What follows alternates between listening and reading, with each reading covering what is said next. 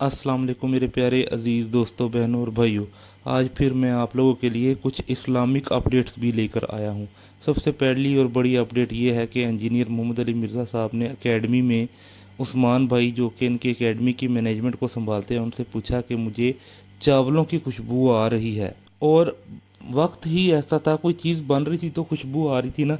लेकिन इसके अंदर इंजीनियर मोहम्मद अली मिर्ज़ा साहब ने एक जुमला ऐड किया कि जब मुझे यहाँ पर चावलों की खुशबू आ सकती है तो जेल में जब बिरयानी और चावल और हलवे बन रहे थे तो मुझे फिर वहाँ से खुशबू क्यों नहीं आ सकती। जब मुझे वहाँ से खुशबू आई तो सारे मेरे खिलाफ हो गए हैं। ये बात की है। उस्मान भाई चावल दी या बिरयानी दी या हलवे की खुशबू आ रही है, एग्जॉस्ट पे खिंचता, पता नहीं थोड़ा तो भी आ रही आ रही आपको भी। उमम दसो, अगर मैं खान का देसी घ्यो सूंघ लिया तो लोग आगे किस सूंघ ले दस अल्लाह से बंदे। नेक्स्ट और बड़ी अपडेट ये है कि डॉक्टर अहमद नसीर हाफिज़हुल्लाह ताला का इंजीनियर मोहम्मद अली मिर्ज़ा साहब के साथ अभी जो पॉडकास्ट हुआ है, उसमें उन्होंने इंजीनियर मोहम्मद अली मिर्ज़ा साहब से वो सवाल पूछ लिया जिस पर अक्सर शिया हजरात जो उनसे है इतराज़ उठाकर सुन्नियों से या सलफ़ सालहीन के मनहज वाले लोगों से मुनाजरा करते हैं। मसलन कि वो कहते हैं कि हज़रत अबू बकर सिद्दीक़ रज़ी अल्लाह अन्हो और हज़रत उमर रज़ी अल्लाह अन्हो कैसे दफन है इजाज़त के बगैर आप सल्लल्लाहु अलैहि वसल्लम के साथ। तो इस पर इंजीनियर मोहम्मद अली मिर्ज़ा साहब ने बड़ा ज़बरदस्त इल्ज़ामी जवाब दिया है और यही जवाब आपने भी सेव रखना है। कल को आपसे भी कोई शिया मुनाजरा करे तो आप भी ये जवाब दें जो कि बिल्कुल कुरान और सुन्नत से साबित है। तो मैं चाहता हूँ कि आप भी ये वीडियो देखें। तो ये देखें। अहले तशय्युअ का एक एतराज़ है सूरह अहज़ाब आयत नंबर 53-54।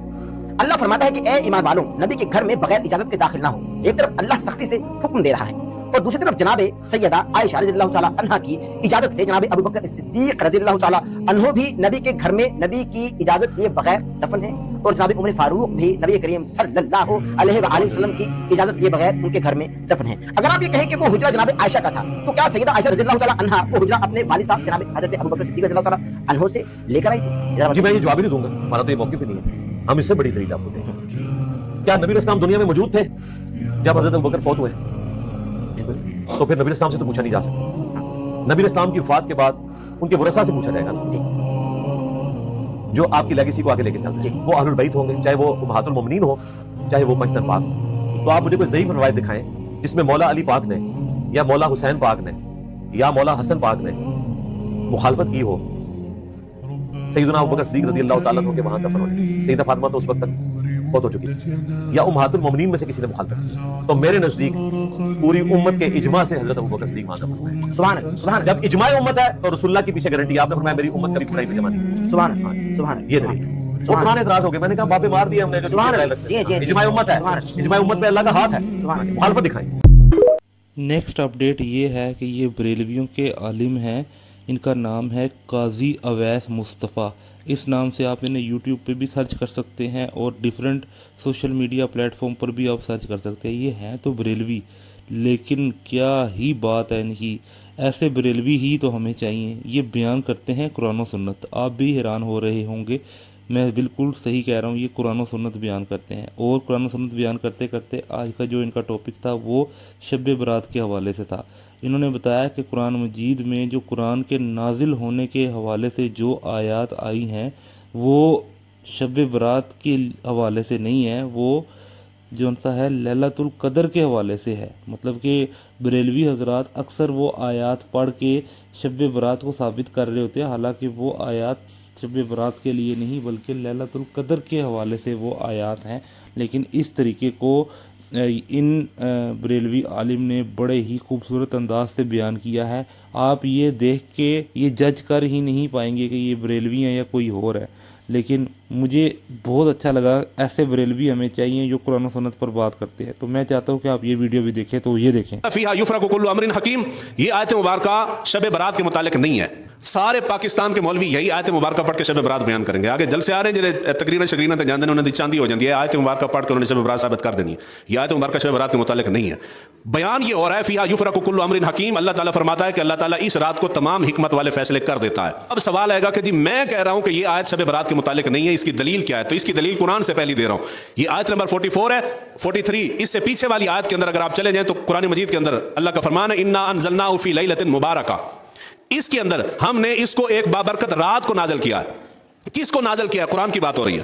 قرآن کو ہم نے بابرکت رات کو نازل کیا. اب کسی سے بھی جا کے پوچھ لیں قرآن کب نازل ہوا ہے. یار آخری سپارے میں سورت ہے نا, انا انزلناہ فی لیلۃ القدر. اس لیلۃ القدر کو قرآن نازل ہوا ہے, شب قدر کو لیلۃ القدر کو نازل ہوا. جب یہاں بات قرآن کی نزول کی ہو رہی ہے, ایک جگہ پہ قرآن کہہ رہا ہے کہ قرآن نازل ہی شب قدر کو ہوا ہے, دوسری جگہ پہ آپ آیت پڑھ کے آپ بیان کرنے ہیں کہ اس رات کو نازل ہوا ہے. اب یہ دو باتیں نہیں ہو سکتی. ایک ہی بات ہے, ایک مرتبہ نازل ہوا ہے وہ شب قدر کو نازل ہوا ہے, بس بات ختم ہوگی. بالکل صاف واضح بیان ہے. یہاں قرآن مجید کے نزول کا بیان ہو رہا ہے تو اس رات کو, اس بابرکت رات کو نازل ہوا ہے. کون سی رات؟ انا انزلناہ فی لیلۃ القدر, جس کو لیلۃ القدر کہتے ہیں. بات بالکل صاف ہے. رہ گیا یہ, اب یہ ایک دلیل ہوگی. دوسری دلیل آگی کہ مفسرین, صحابہ, تابعین, محدثین نے کیا کہا. تو ایک جملہ آپ کو ایک جملے میں یوں کہہ لیں کہ پورے سمندر کو کوزے میں بند کر رہا ہوں. سوائے ایک تابعی کے, صرف ایک تابعی کے, کل صحابہ کے, حضرت عبداللہ بن عباس رضی اللہ تعالیٰ عنہ سمیت تمام صحابہ اور تابعین سب کے اقوال یہی ہیں کہ یہ فیہا یفرق کل امر حکیم لیلۃ القدر کے متعلق ہے, شب برات کے متعلق نہیں ہے. گل صاف ہو گئی. اکثریت صحابہ, زیادہ تر صحابہ کا, شاید کسی کا قول ہو, وگرنہ ایک تابعی کا قول میں نے صرف پڑھا, تابعی کا, صحابی کا نہیں ہے. ایک تابعی کا قول تھا کہ یہ شب برات کے متعلق ہے, ان کے علاوہ کسی کا قول نہیں ہے. اور تمام مفسرین نے یہی لکھا کہ یہ شب برات کے متعلق نہیں ہے, شب قدر کے متعلق ہے. تو جو بات ہے شب قدر کے متعلق, اس سے شب برات ثابت نہ کریں. جو چیز ثابت ہے اس کے لیے جھوٹ کیوں بول. نیکسٹ اور بڑی اپڈیٹ یہ ہے کہ فائنلی انجینئر محمد علی مرزا صاحب کا بھی بسنت کے ٹاپک کے اوپر ایک جون سا ہے کلپ وائرل ہو رہا ہے. اس میں میں ابھی آپ کو وہ ویڈیو بھی دکھاتا ہوں. اس میں انجینئر محمد علی مرزا صاحب نے بسنت کی مخالفت تو کی ہے, لیکن ساتھ ساتھ یہ بھی بتایا کہ بچپن میں خود بھی پتنگ بازی کرتا رہا ہوں, لیکن اس زمانے میں یہ بسنت اور یہ پتنگ بازی سیکیور ہوتی تھی کیونکہ باریک دھاگے کی ڈور ہوتی تھی, اور ہم سردیوں میں جو چک ہوتی ہے نا لگائی جاتی تھی, اس کے تیلے نکال کے گڈے خود بنا کے اڑاتے تھے. کبھی کسی کی جان نہیں گئی, کبھی کسی کا گلا نہیں کٹا, زیادہ سے زیادہ ہاتھ زخمی ہو جاتے تھے اور کچھ بھی نہیں ہوتا تھا. اور اصل جو کام خراب کیا وہ یہ کیمیکل ڈور نے آ کے کام خراب کیا. اس لیے میں نے بسنت کی بہت زیادہ مخالفت کی ہوئی ہے. انجینئر محمد علی مرزا صاحب نے یہ والی باتیں کی ہیں اس بیان میں, تو میں چاہتا ہوں کہ آپ یہ بھی دیکھیں. تو یہ دیکھیں, ہم بچپن میں پتنگ بازی کیا کرتے تھے, سب سے زیادہ شوق سے جو کام ہم کرتے تھے نا وہ یہی ہوتا تھا, اور کبھی سنا بھی نہیں تھا کسی کی گردن کٹی ہو. میں بات کر رہا ہوں 1992 کی, جب ہم میٹرک میں تھے. تو اس وقت جو انڈور گیمیں تھیں ان میں لوڈو, کیرم بورڈ, اور سب سے زیادہ جو مزیدار گیم تھی وہ یہی تھی پتنگ بازی. بلکہ مجھے یاد ہے کہ میں تو خود گھر میں پتنگ بنایا کرتا تھا, پلاسٹک لے کے, اور تیلے ہم لے لیتے تھے. اس زمانے میں وہ چک استعمال ہوتی تھی سردیوں سے بچنے کے لیے, اس میں وہ بانس کے لمبے لمبے تیلے ہوتے ہیں, وہ پرانی کوئی چک لے لی, اس میں سے تیلے نکالے اور بڑے بڑے پتنگ بناتے تھے, اڑاتے تھے. زیادہ سے زیادہ کوئی انگلی زخمی ہو جاتی تھی کیونکہ وہ دھاگے کی ڈور ہوتی تھی, اس کی وجہ سے کسی کا گلا نہیں کٹتا تھا. پھر یہ منحوس چیز آ گئی کیمیکل ڈور, اور کتنے لوگ شہید ہوئے اس کی وجہ سے.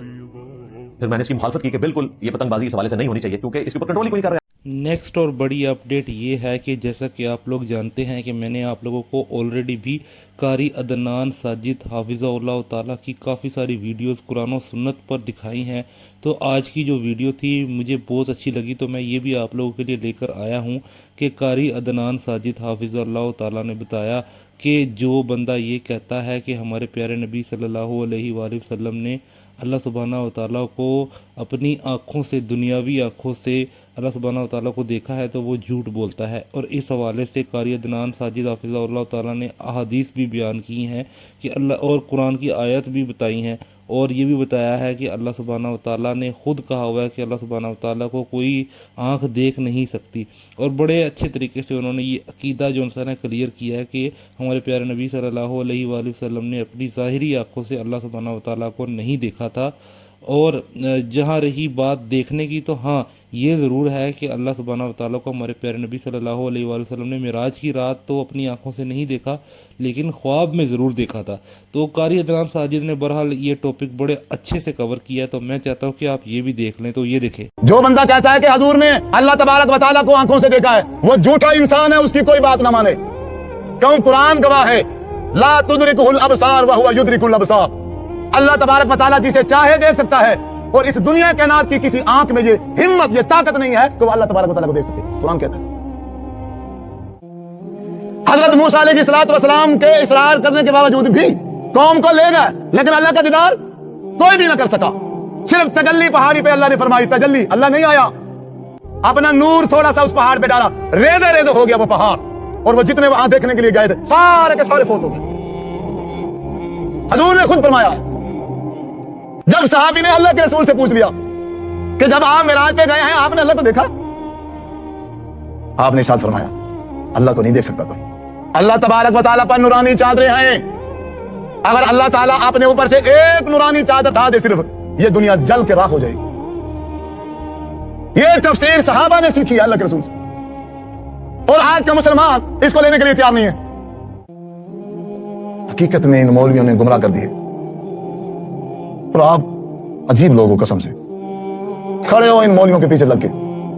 ان مولویوں میں کچھ بھی نہیں ہے، کچھ بھی نہیں۔ اللہ تبارک و تعالیٰ ان کی جو اصلیت ہے وہ کسی کو نہ دکھا۔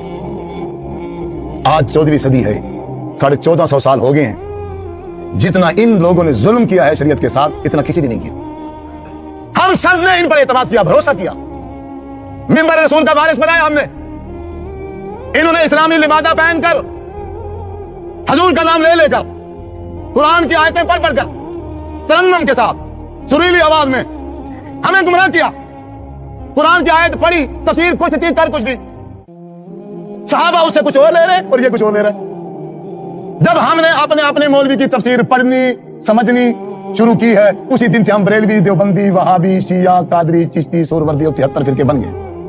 لاسٹ اپڈیٹ یہ ہے کہ یہ جو بندیالوی صاحب ہیں حافظ اللہ تعالیٰ، یہ ہیں تو حنفی۔ میں انہیں جو ان سے قرآن و سنت والا سمجھ رہا تھا، لیکن یہ نکلے حنفی، اور مجھے بڑے عرصے بعد جا کے پتہ لگا کہ یہ حنفی ہیں۔ اچھا، انہوں نے کوئی دلائل رکھے ہیں امام کے پیچھے فاتحہ نہ پڑھنے کے، اور کوئی اینڈ پہ دلائل رکھے ہیں رفع الیدین نہ کرنے کے۔ تو میں یہ ویڈیو آپ لوگوں کو دکھا رہا ہوں، اور فیصلہ آپ کے ہاتھ چھوڑ رہا ہوں کہ آپ اس کا کیا جواب سمجھتے ہیں، کہ اس کا کیا جواب ہونا چاہیے۔ میرے پاس تو ان کے تمام اعتراضات کا جواب ہے، لیکن میں دینا نہیں چاہ رہا یہاں پر۔ میں یہ فیصلہ آپ پر چھوڑ رہا ہوں۔ آپ نے پہلے یہ ویڈیو دیکھنی ہے، اور پھر کمنٹ سیکشن میں ان کے اعتراضات کا جواب ضرور دینا ہے کہ ان کے اعتراضات کا جواب بنتا کیا ہے قرآن و سنت کے حوالے سے، ٹھیک ہے؟ ہاں، ان کی ایک آخری بات کا جواب دے دیتا ہوں، جو انہوں نے کہا ہے کہ قرآن میں آتا ہے کہ جب اللہ کے سامنے، انہوں نے کہا ہے کہ قرآن میں آتا ہے کہ جب اللہ کے سامنے کھڑے ہو تو عاجزی سے کھڑے ہو۔ اس سے انہوں نے دلیل پکڑی کہ رفع الیدین نہیں کرنا چاہیے۔ میں یہ کہتا ہوں کہ کبھی آپ نے دیکھا ہے اہل حدیث کو نماز پڑھتے ہوئے؟ آپ غور کیجئے گا کہ اہل حدیث جتنے سکون اور اطمینان سے نماز پڑھتا ہے نا، اتنے سکون اور اطمینان سے آپ کبھی کسی بریلوی یا دیوبندی کو دیکھیں، کیا وہ پڑھتا ہے؟ کیا وہ اتنی آرام سکون سے پڑھتا ہے؟ آپ کو سارا جو ہے نا آپ کا کنسیپٹ کلیئر ہو جائے گا، اور آپ کو پتہ لگے گا کہ اہل حدیث جو ان سی نماز پڑھتے ہیں نا، وہ بڑے ہی رک کے اور بڑے ہی اطمینان سے پڑھتے ہیں۔ اور رفع الیدین جو ہے نا، یہ ہی عاجزی ہے، کیونکہ جو بندہ رفع الیدین کرتا ہے آٹومیٹیکلی اس کی نماز کی بریکیں لگ جاتی ہے سپیڈ میں۔ خیر، یہ میری دلیل تھی، لیکن میں اب آپ لوگوں کو بندیالوی صاحب کی ویڈیو دکھانے کے بعد آپ لوگوں سے اجازت چاہوں گا، اور میں چاہوں گا کہ آپ لوگ مجھے کمنٹ سیکشن میں ان کے اعتراضات کا جواب ضرور دیجیے گا۔ ویڈیو اچھی لگے تو کمنٹ سیکشن میں ماشاءاللہ بھی لکھ دیجیے گا، اور یہ ویڈیو دکھا کے میں آپ لوگوں سے اجازت چاہتا ہوں۔ جزاکم اللہ خیرہ، اور یہ ویڈیو دیکھتے چلیں۔ جو حضرات فاتحہ کے پڑھنے کے قائل ہیں، ان کے پاس ایک بڑی مشہور حدیث ہے، بخاری میں بھی ہے، مسلم میں بھی ہے، حدیث کی کتابوں میں بھی، لا صلاۃ لمن لم یقرأ بفاتحۃ الکتاب۔ جو فاتحہ نہیں پڑھتا اس کی نماز نہیں ہوتی۔ یہ صرف ایک صحابی سے روایت ہے، حضرت عبادہ ابن ثابت، بس۔ ان کے علاوہ اس کو کوئی صحابی روایت نہیں کرتا۔ ان کے ہزاروں شاگردوں میں صرف ایک شاگرد روایت کرتا، اس کے ہزاروں شاگردوں میں صرف ایک شاگرد روایت کرتا، یعنی وہ ہر دور میں خبر واحد رہی۔ اور حضرت عبادہ کے جو شاگرد پھر آگے شاگرد ہیں، جب ابو داؤد میں اس کو روایت، ابو داؤد والے لائے ہیں اس حدیث کو، تو ان کا قول انہوں نے نقل کیا ہے، ذالک لمن یصلی وحدہ، یہ اس بندے کے لیے ہے جو اکیلے نماز پڑھ رہا ہو۔ تو راوی نے خود اس کی تشریح کر دی۔ اب دو روایتیں آ گئی ہیں، ایک روایت میں نے پیش کر دی ہے مسلم سے، نسائی سے، اذا قرأ فانصت۔ ایک روایت ان حضرات کے پاس ہے کہ فاتحہ کے بغیر نماز نہیں ہوتی، بالکل مخالف ہے۔ تو ہم ان حضرات سے گزارش کریں گے جو یہ کہتے ہیں کہ ہم حدیثوں پہ عمل کرتے ہیں کہ ان دونوں حدیثوں پہ عمل کر کے دکھاؤ۔ فاتحہ کے بغیر نماز نہیں ہوتی، ایک امام پڑھے تو تم چپ کر، ان دونوں پہ عمل کر کے دکھاؤ۔